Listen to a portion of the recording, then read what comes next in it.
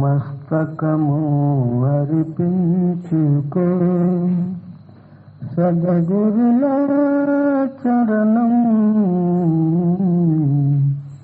మస్తకము అర్పించుకో. నాలుగు అరల బంధము తొలుగు జన్మ మరణం,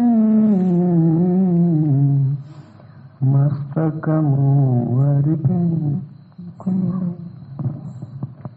ఇవా నీ మస్తకము సద్గురుల చరణాలపై అర్పించి గురు వద్ద జ్ఞానం ప్రాప్తించుకో. అప్పుడే నీ కళ్యాణము అవుతాది.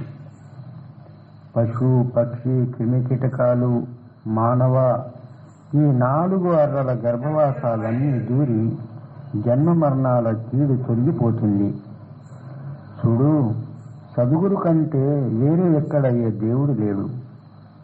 వారి చరణాలలోనే జీవుని కష్టాలు తాపాలు దుఃఖాలన్నీ దూరి సుఖము శాంతి ఆనందము మోక్షము ప్రాప్తి చేసుకోగలుగుతాడు.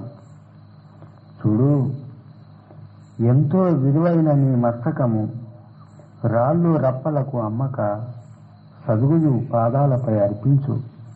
ఇందులోనే నీ కళ్యాణముంది.